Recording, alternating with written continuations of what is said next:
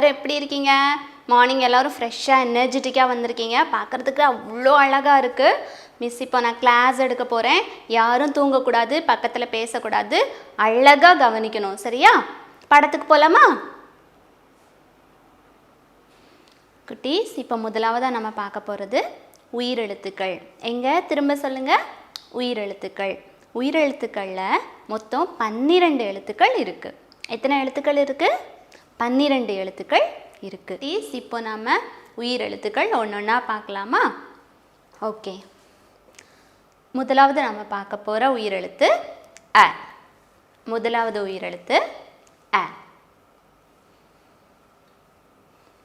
இப்போ இது ஆ, இது ஆ. அடுத்தது இ. அடுத்த உயிரெழுத்து இ.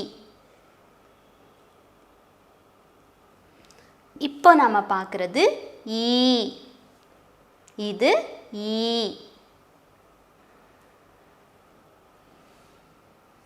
இது உ. இது உ. அடுத்தது ஊ. இது ஊ.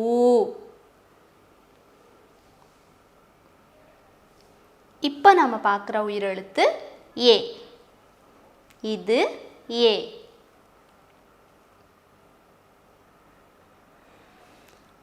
அடுத்தது ஏ. அடுத்தது ஏ. இப்போ நம்ம பார்க்குற எழுத்து ஐ.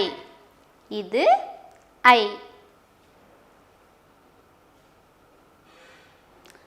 அடுத்தது ஓ. இது ஓ.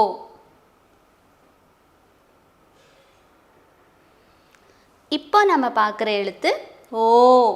இது ஓ. அடுத்து இப்போ நம்ம பார்க்குற எழுத்து ஔ. இது ஔ. குட்டீஸ், இப்போ நாம் உயிரெழுத்துக்களில் 12 எழுத்துக்களையும் பார்த்துட்டோம். குட்டீஸ், இப்போ நாம் 12 உயிரெழுத்துக்கள் பார்த்தாச்சு. இப்போ அதுக்குரிய உதாரணம் ஒன்றா பார்க்கலாமா? முதலாவது அ. ஆக்கு உதாரணம் அணில். சொல்லுங்க. அணில். இப்போது அணில் நாம் எல்லாரும் பார்த்துருக்கோம் இல்லையா? அணில் எங்கெல்லாம் இருக்குது? மரத்துலலாம் நிறையா பார்த்துருக்கோம். சம்டைம்ஸ் வீட்டுகளில் கூட நம்ம பார்த்துருக்கோம். வீட்டுக்குள்ளெல்லாம் வரும் இல்லையா? எத்தனை பேர் பார்த்துருக்கீங்க? கை உயர்த்துங்க. நிறைய பேர் பார்த்துருப்போம் இல்லையா? ஸோ ஆக்கு உதாரணம் அணில். இரண்டாவது உயிரெழுத்து ஆ. ஆக்கு உதாரணம் ஆடு. ஆக்கு உதாரணம் ஆடு. ஆட்டுக்குட்டி நம்ம எங்கெல்லாம் பார்த்துருக்கோம்? நிறைய பேர் வீட்டில் வளர்ப்பாங்க ஆட்டுக்குட்டி. கிராமங்கள்லாம் போனால் எல்லார் வீடுலேயும் நிறைய இருக்கும் ஆட்டுக்குட்டி. நீங்கள் கூட பார்த்துருப்பீங்க. சில டைம் ரோட்டில் கூட நம்ம பார்த்துருப்போம். அதனால் எல்லாருக்கும் ஆட்டுக்குட்டி தெரியும் இல்லையா? ஸோ ஆக்கு உதாரணம் ஆடு. மூன்றாவது உயிரெழுத்து ஈ. ஈக்கு உதாரணம் இலை. ஈக்கு உதாரணம் இலை. இப்போது இலை யாரெல்லாம் பார்த்துருக்கீங்க? கை உயர்த்துங்க. எல்லாரும் பார்த்துருப்போம் இல்லையா? வீட்டில் செடிலாம் நம்ம வளர்க்குறோம். அந்த செடியிலெல்லாம் இலை இருக்குது, மரங்களில் இருக்குது. இலை என்ன கலரில் இருக்கும்? அழகான பச்சை நிறத்தில் அழகாக இருக்கும் இல்லையா? ஸோ எல்லாரும் இலை பார்த்துருக்கோம். ஸோ ஈக்கு உதாரணம் இலை. நான்காவது உயிரெழுத்து ஈ.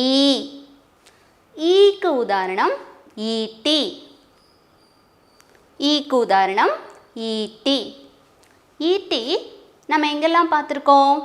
நிறைய பேர் வேலை செய்கிற இடத்துல, கல் உடைக்கிற இடத்துல, இந்த மாதிரி இடத்துலலாம் ஈட்டி இருக்கும். ஈட்டி நீளமாக பெருசாக இருக்கும். நிறைய பேர் பார்த்துருப்பீங்க.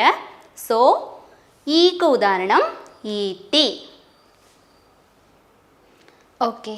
இப்போது ஐந்தாவது நம்ம பார்க்க போகிற உயிரெழுத்து உ. ஐந்தாவது உயிரெழுத்து உ. இதற்கு உதாரணம் உருளைக்கிழங்கு. இதற்கு உதாரணம் உருளைக்கிழங்கு. உருளைக்கிழங்கு வீட்டில் நம்ம சமைக்கிறதுக்கு யூஸ் பண்ணுவோம். உருளைக்கிழங்குல நம்ம என்னெல்லாம் சாப்பிடுவோம்? சிப்ஸ் போட்டு சாப்பிடுவோம், அதை ஃப்ரை பண்ணி சாப்பிடுவோம். நிறைய அம்மா வீட்டில் செஞ்சு கொடுப்பாங்கல்ல. ஸோ ஊக்கு உதாரணம் உருளைக்கிழங்கு. 6வது உயிரெழுத்து ஊ. ஊக்கு உதாரணம் ஊஞ்சல். ஊக்கு உதாரணம் ஊஞ்சல்.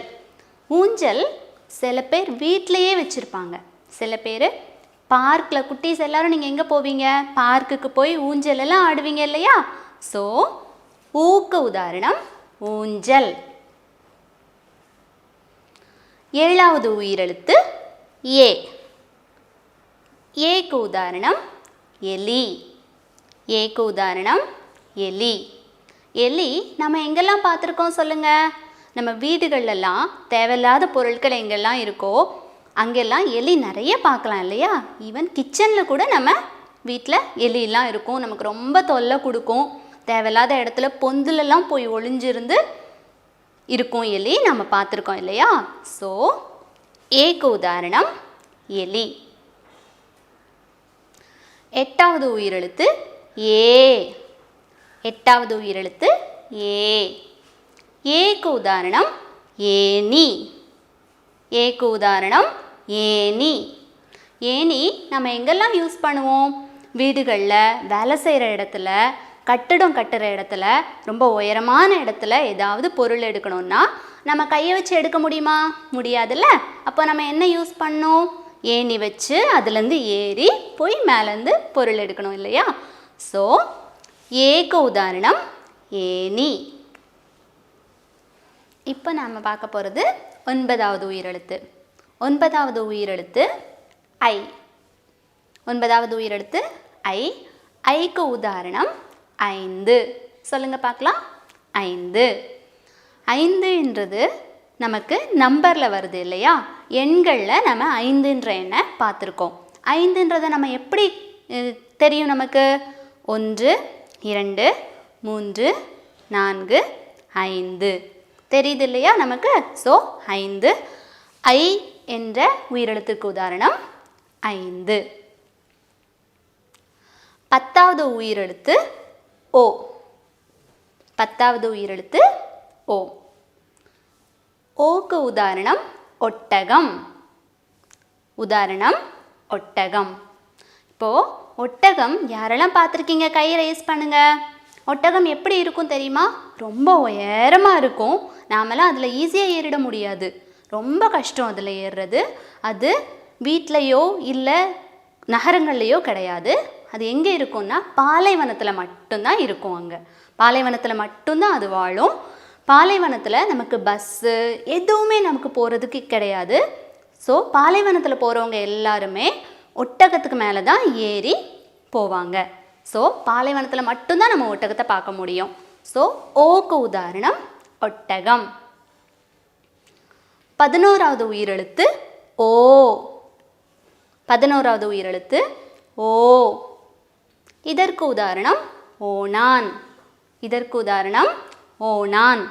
ஓணான் நம்ம எங்கெல்லாம் பார்க்கலாம் தெரியுமா? வீடுகளுக்கு பக்கத்தில் மரங்கள் இருக்கும் இல்லையா? அந்த மரங்கள்லாம் ஓணான் காணப்படும். ஓணான் எப்படி இருக்கும்னு யாருக்காவது தெரியுமா? நம்ம வீட்டிலலாம் பல்லி பார்த்துருக்கோம் இல்லையா? பல்லி எப்படி இருக்கும்? சின்னதாக கொஞ்சம் நீளமாக இருக்கும் இல்லையா? அதே இதில் ஓணான் பல்லியை விட இன்னும் கொஞ்சம் நீளமாக இருக்கும். கிட்டத்தட்ட பல்லி மாதிரி இருக்கும், ஆனால் கொஞ்சம் நீளமாக இருக்கும். ஓணான் நம்ம எல்லாரும் பார்க்க முடியும். வீட்டு பக்கத்தில், வீட்டில் கூட கிட்டத்தட்ட வீட்டு சுவர்லலாம் நம்ம பார்க்க முடியும். ஸோ ஓக்கு உதாரணம் ஓணான்.